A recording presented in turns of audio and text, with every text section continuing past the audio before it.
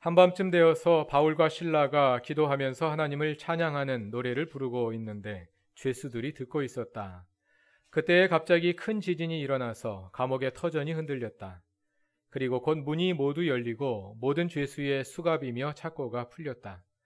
간수가 잠에서 깨어서 옥문들이 열린 것을 보고는 죄수들이 달아난 줄로 알고 검을 빼어서 자결하려고 하였다. 그때 바울이 큰 소리로 그대는 스스로 몸을 해치지 마시오. 우리가 모두 그대로 있어 하고 외쳤다. 간수는 등불을 달라고 해서 들고 뛰어들어가 무서워 떨면서 바울과 실라 앞에 엎드렸다. 그리고 그들을 바깥으로 데리고 나가서 물었다.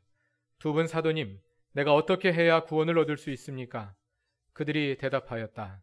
주 예수를 믿으시오.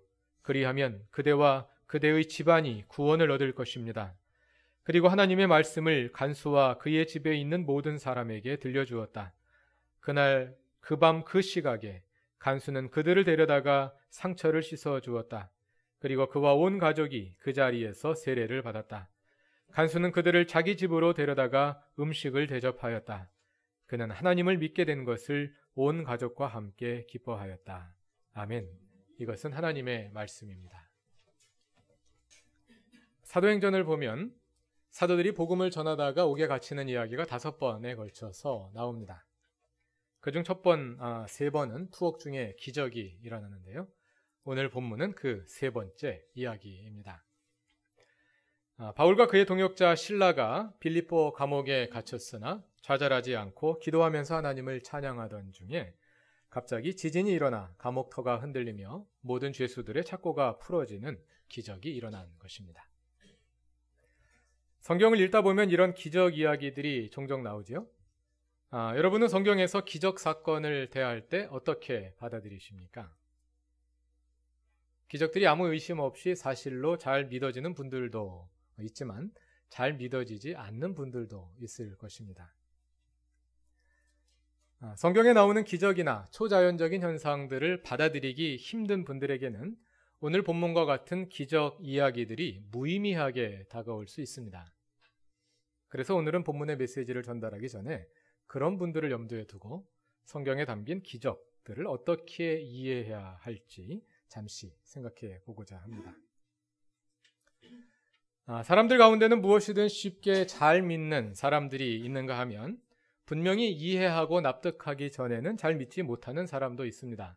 지난번에 말씀드린 것처럼 저는 후자에 해당하는 사람입니다. 저는 모태신앙으로 자랐으면서도 교회에서 배우는 내용의 많은 부분을 납득할 수 없었을 뿐만 아니라 하나님이 정말 존재할까 하는 의심을 늘 품고 살았습니다. 저는 왜 그렇게 의심이 많았을까요? 제가 품성이 못돼 먹어서 그런 걸까요? 아니면 제가 죄악된 마음으로 하나님께 저항하고 있었던 걸까요? 아니면 사탄이 나의 판단력을 가로막고 있어서 그랬던 걸까요? 그랬을 수도 있을 겁니다. 그러나 더 근본적인 이유는 하나님께서 저를 그렇게 만드셨기 때문입니다. 하나님께서 저를 지으실 때 무엇이든 이해하지 못하면 믿지 못하고 이해돼도 납득되지 않으면 믿지 못하는 성격으로 저를 만드신 겁니다. 한동안 저는 이것으로 인해 죄책감을 가지고 살았는데 언제부턴가 그 책임을 온전히 하나님께 떠넘기게 되었습니다. 저는 어릴 적에 운동을 참 못했습니다.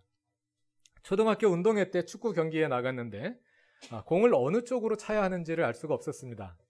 근데 저는 이제 잘 못하니까 수비 쪽에 있었을 거 아닙니까? 그러니까 가까운 데 골대가 있으니까 그쪽으로 찼어요. 네, 그래서 공공의 적이 되었던 기억이 있습니다. 우리 교회 청년 중에도 저 같은 사람이 하나 있더라고요. 네, 이름에 광자 들어가는 남자 청년인데요.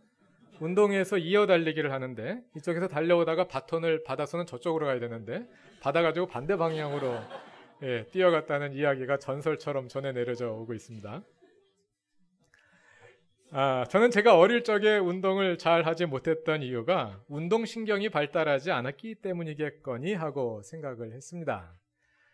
그러나 지금은 특별히 잘하는 운동은 없지만 그래도 사람들이 저보고 운동신경이 없다고 말하진 않거든요. 무슨 변화가 있었던 걸까요? 제가 대기만성형이라 그런 걸까요? 뭐 그럴 수도 있겠습니다만 제 나름대로 판단한 바로는 파악해본 바로는 제가 어릴 적에 운동을 잘 하지 못한 이유는 운동 동작과 규칙을 이해하지 못했기 때문입니다. 저는 운동을 배울 때도 책을 봐야지 운동이 이해가 됩니다. 책을 보거나 분명한 성격을 듣고 운동 동작을 이해하고 나야지 동작이 나옵니다. 무조건 따라해라 그러면 아무리 따라해도 그 동작이 안 나와요.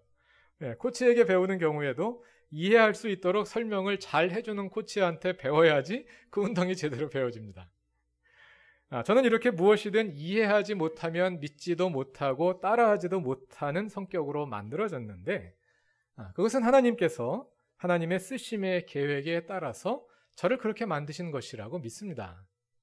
그래서 저는 믿음을 갖는 과정에서 그렇게 오랫동안 깊은 고민을 거듭해야 했지만 그 덕에 성경과 기독교의 진리를 확실하게 이해할 수 있었고 그래서 또 다른 사람들에게 하나님의 말씀을 더 확신 있게 잘 설명할 수 있는 교사이자 설교자가 되었다고 생각합니다. 물론 아직도 모르는 것이 더 많습니다만. 그런데 저처럼 뭐든지 잘 믿지 못하는 사람이 있는가 하면 그 반대쪽 극단에는 무엇이든지 따지지 않고 잘 믿는 분들이 계십니다. 하나님이 살아계심을 믿고 성경에 나오는 기적들도 잘 믿을 뿐 아니라 이런 분들은 귀신의 존재도 잘 믿고 싸이가 프리메이슨 일루미나티라고 해도 잘 믿고 정치적 음모론도 잘 믿는 경향이 있습니다. 이런 분들은 가르쳐 주는 대로 믿기 때문에 저 같은 사람들보다 믿음에 이르기가 쉽습니다. 그러나 죄송한 말씀입니다만 이런 분들은 이단 종교에 빠지기도 쉽습니다. 가르쳐 주는 대로 잘 믿기 때문에. 이렇게 한쪽에는 뭐든지 잘 믿는 분들이 있고요. 반대쪽에는 아무것도 잘 믿지 못하는 분들이 있습니다. 여러분은 어느 쪽에 속하십니까? 아마 대부분 그 중간 어느 지점에 있으시겠죠. 이쪽에 더 가까운 분들도 있을 것이고 이쪽에 더 가까운 분들도 있을 것이고요. 그러면 말입니다. 이쪽에 있는 분들은 믿음이 좋은 것이고 이쪽에 있는 분들은 믿음이 없는 것일까요? 기독교의 믿음이라는 것은 그런 것일까요? 만일 우리가 믿음을 기독교의 교리와 성경의 사실성을 인정하고 받아들이는 것으로 정의한다면 그 말이 맞을 것입니다. 그래서 성격상 이쪽에 있는 사람들은 믿음이 좋은 사람이 될 가능성이 많고 성격상 이쪽에 있는 사람들은 믿음이 약한 사람이 될 가능성이 많은 것이지요. 그러나 다시 말씀드리지만 믿음이란 예수에 관한 교리를 믿는 것이 아니라 예수를 믿는 것입니다. 믿음이란 단지 성경에 기록된 일들이 모두 사실이라고 믿는 것에 그치지 않고 그 모든 일의 주체가 되시는 하나님과 인격적인 관계를 맺는 것입니다. 그것이 믿음입니다. 지금까지 드린 말씀을 오늘 본문에 한번 적용해 봅시다. 오늘 본문인 사도행전 16장에는 빌립보의 감옥에서 일어난 한 기적 사건이 보도되고 있습니다.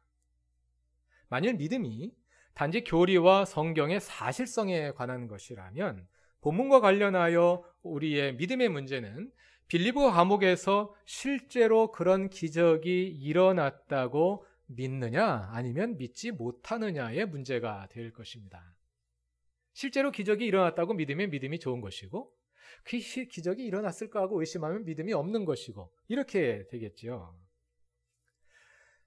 만일 그것이 믿음이라면 그 사실을 잘 믿을 수 없는 사람들에게는 오늘 본문이 아무 의미가 없는 이야기가 되어버리고 말 것입니다. 여러분들 가운데도 그런 분들이 있을 것입니다. 이 기적 자체를 믿을 수 없어요. 그럼 사도행전 16장의 이 이야기는 나에게 아무런 의미가 없는 이야기가 되어버리는 거죠. 그 기적 자체가 믿음의 핵심이라면 말입니다. 그러나 여러분 오해하지 마십시오.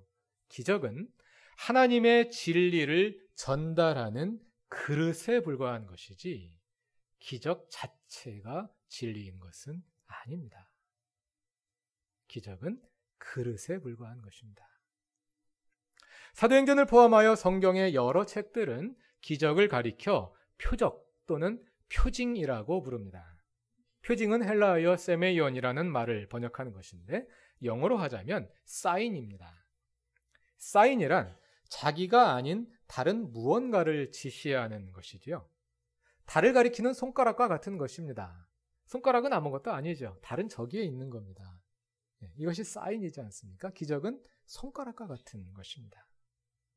기적은 그 자체로서 중요한 것이 아니라 무언가를 가리켜 보여주는 사인으로서 의미를 갖는 것입니다. 특별히 요한복음은 예수께서 행하신 기적들을 표징이라고 부르는데요. 그 이유는 그 기적 행위들이 예수의 신성을 드러내어 보여주는 사인으로 사용되고 있기 때문입니다. 사도행전의 기적들도 마찬가지입니다. 기적은 표징으로서 부활하신 예수께서 지금도 살아서 사도들을 통해 일하고 계심을 보여주는 사인입니다. 따라서 성경을 읽다가 어떤 기적이 나올 때 우리가 거기서 그 일을 통해 살아서 역사하고 계시는 하나님을 보아야지 그 기적만 보고 있으면 안 됩니다. 그러나 하나님을 보지 못하고 기적만 보는 사람들이 어디든 있기 마련이지요. 사도행전에도 그런 사람이 나옵니다. 사도행전 8장을 보면 빌립이 사마리아에 내려가 복음을 전하는데 수많은 사람들이 믿고 세례를 받습니다. 9절을 보면 그 가운데 시몬이라는 마술사가 있었습니다. 이 사람은 마술사이기 때문에 마술을 행하는 능력으로 사람을 보는 경향이 있는데 빌립을 보니까 엄청난 기적을 행하거든요. 자기보다 내공이 훨씬 뛰어난 거예요. 여기에 집중해서 빌립을 따라다니는 겁니다. 13절을 보면 그는 믿은 후 항상 빌립을 따라다니는데 빌립이 행하는 표징과 기적을 목격하고 놀랍니다. 또 14절 이하를 보면 베드로와 요한이 사마리아 사람들에게 안수하여 성령을 받게 하는 것도 목격합니다. 그래서 시몬은 그 모든 일들을 통해 일하고 계시는 하나님을 보아야 하는데 하나님은 보지 못하고 오직 눈에 나타나는 그 신기한 기적들에만 몰두하게 되는 겁니다. 그래서 18절 이하에서 시몬은 사도들에게 돈을 내고 그 능력을 사려고 합니다. 그러다가 베드로에게 된통 야단을 맞게 됩니다. 하나님을 보지 못하고 기적만 보았다는 것입니다. 기적을 보는 것이 아니라 그 기적이 가리키는 하나님을 보아야 합니다. 오늘 본문 사도행전 16장에 나온 기적은 표징입니다.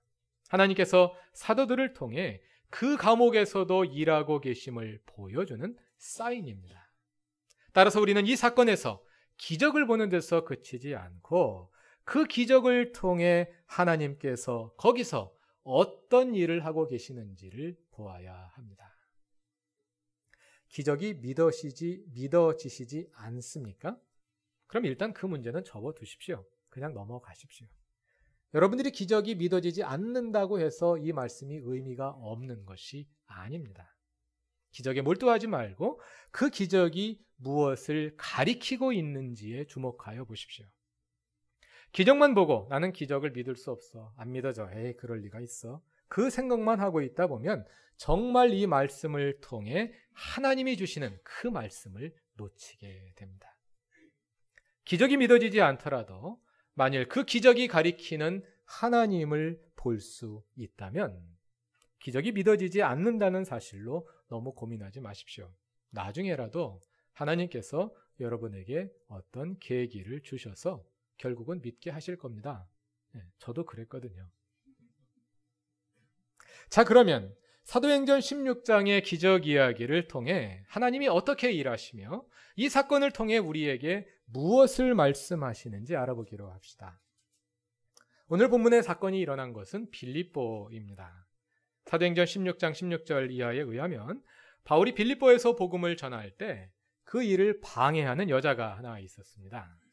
그 여자는 귀신이 들려 점치는 신통력을 가지고 있었는데 노예의 신분이었기 때문에 그 여자가 점을 쳐서 받는 복채가 고스란히 그 주인의 수입이 되었습니다. 그런데 이 여자가 바울 일행을 따라다니며 큰 소리로 이 사람들은 지극히 높으신 하나님의 종들인데 여러분에게 구원의 길을 전하고 있다 하고 외치면서 계속 따라다니는 겁니다. 말은 맞는 말인데요.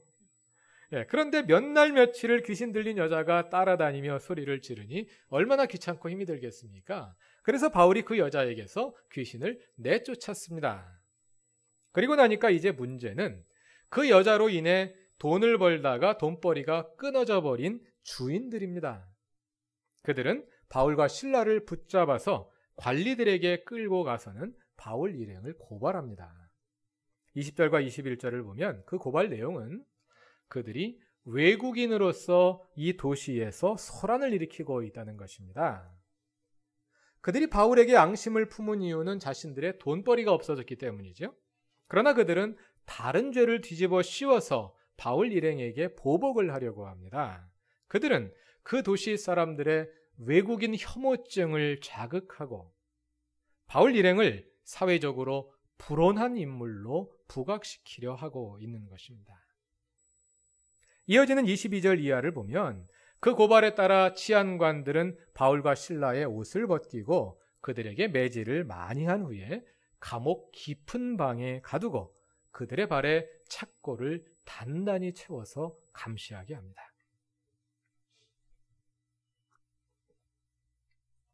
그 다음에 나오는 25절 이하가 오늘의 본문입니다. 한밤에 바울과 실라가 기도하면서 하나님을 찬양합니다. 간수는 잠들어 있고 다른 죄수들은 고요한 밤 감옥에서 울려 나오는 사도들의 아름다운 노래소리에 귀를 기울이고 있습니다. 잠시 동안 고요한 정막 속에서 아름다운 찬양이 울려 퍼집니다. 그때 갑자기 큰 지진이 일어나며 감옥터가 흔들립니다. 그리고 감옥문이 열리고 모든 죄수의 수갑과 착고가 풀립니다. 간수가 잠에서 깨어나 옥문들이 열린 것을 보고는 죄수들이 다 달아났다고 판단하여 검을 빼어 자결하려고 합니다. 죄수들이 다 달아났다면 자기도 살기 위해 달아나야 할 텐데 그리하지 않고 칼을 빼어 자결하려 하는 것을 보면 이 간수는 책임감이 매우 강한 사람인 것 같습니다. 간수가 칼을 빼어 스스로를 배려할 때 바울이 큰 소리로 만류합니다. 잠깐! 스스로 몸을 해치지 마시오. 우리가 모두 그대로 있어. 간수는 등불을 들고 뛰어들어가 무서워 떨면서 바울과 실라 앞에 엎드립니다. 그리고 그들을 바깥으로 데리고 나가서 묻습니다. 선생님들, 내가 어떻게 해야 구원을 얻을 수 있겠습니까? 그때 바울과 실라가 대답한 말이 그 유명한 사도행전 16장 31절입니다. 주 예수를 믿으십시오. 그리하면 그대와 그대의 집이 구원을 얻을 것입니다. 주 예수를 믿으라. 그리하면 너와 내 집이 구원을 받으리라. 그리고 바울과 실라는 간수와 그 집에 있는 모든 사람들에게 하나님의 말씀을 들려줍니다. 그리고 그와 온 가족이 그 자리에서 세례를 받습니다. 간수는 그들을 자기 집으로 데려가 음식을 대접하고 하나님을 믿게 됨을 인해 온 가족과 함께 기뻐합니다. 계속해서 본문에 이어지는 35절을 보면 이 일이 있은 후에 바울과 실라는 다시 감옥으로 돌아온 것 같습니다. 그래서 바울을 투옥시킨 치안관들은 그날 밤에 무슨 일이 일어났는지 전혀 알지 못합니다.